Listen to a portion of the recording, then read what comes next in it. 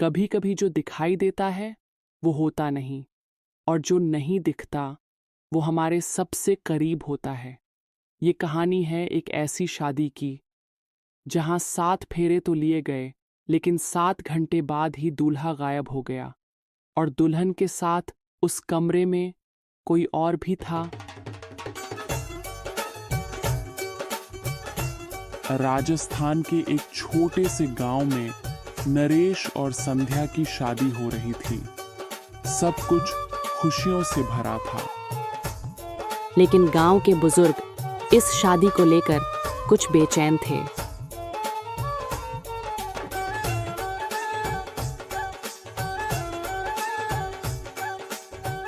इस हवेली में पिछली बार जो शादी हुई थी, उसका दूल्हा भी रात को ऐसे ही गायब हो गया था।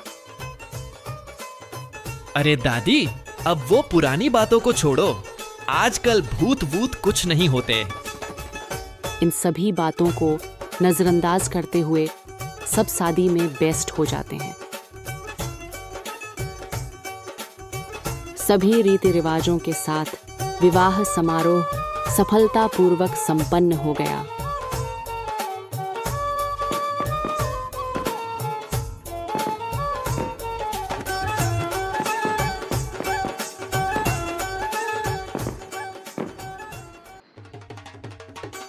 संध्या धीरे धीरे अपने सजे संवरे कमरे की ओर बढ़ती है। कमरे की दहलीज पर पहुंचते ही उसकी नजर फूलों की लड़ियों, टिमटिमाती रोशनी और हल्की गुलाब की खुशबू से महकते माहौल पर पड़ती है। हर कोना जैसे किसी सपने को हकीकत में बदलने की कोशिश कर रहा हो। संध्या हल्की मुस्कान के साथ दरवाजे के पास रुकती है, एक गहरी सांस लेती है और फिर नर्म कदमों से कमरे के अंदर चली जाती है। शादी की सभी रस्में खत्म हो चुकी थीं। संध्या अपने कमरे में इंतजार कर रही थी और नरेश बाहर रिश्तेदारों से मिलकर बस अंदर ही आने वाला था, लेकिन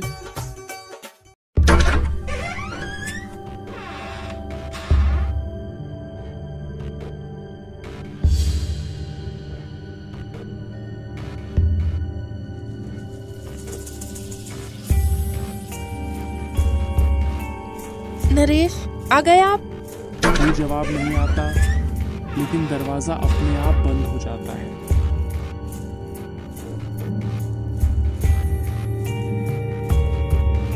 संध्या को लगा नरेश अंदर आ चुके हैं, लेकिन अगले ही पल उसे एहसास हुआ कि वो कमरे में बिल्कुल अकेली नहीं है।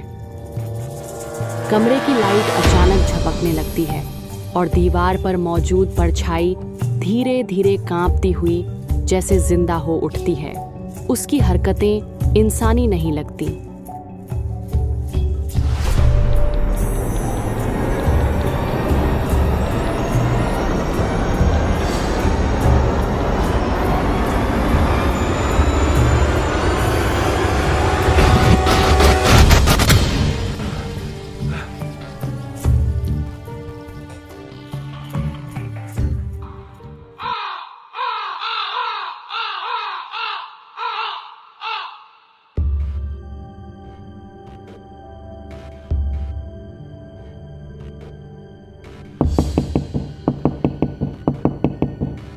नरेश, बहू बाहर आओ, पंडित जी बुला रहे हैं।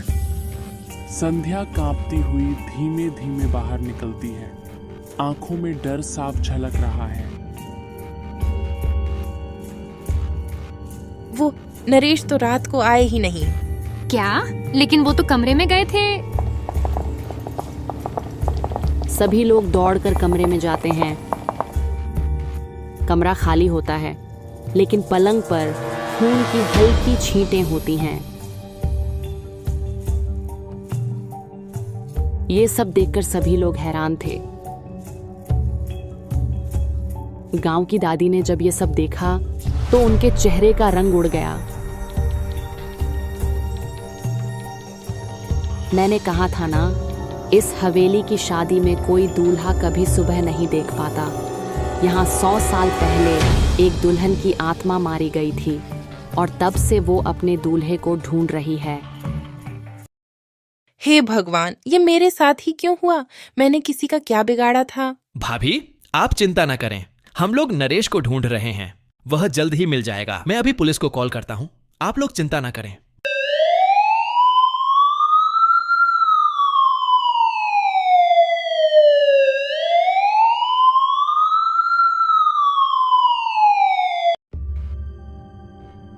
जब पुलिस को बुलाया गया तब घर की तहखाना खोला गया।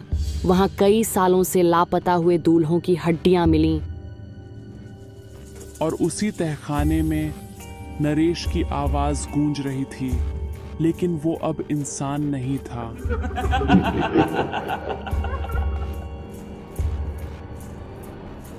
रात का समय, संध्या फिर उसी कमरे में है।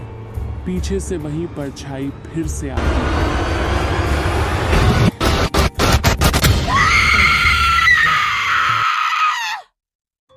उस रात नरेश तो नहीं मिला, लेकिन सुबह संध्या का चेहरा बिल्कुल वैसा नहीं था जैसा रात को था। कहते हैं वो आत्मा अब और भी खूबसूरत दिखने लगी है, क्योंकि अब वो हर नई दुल्हन का चेहरा पहन लेती है और अगली बार शायद तुम हो।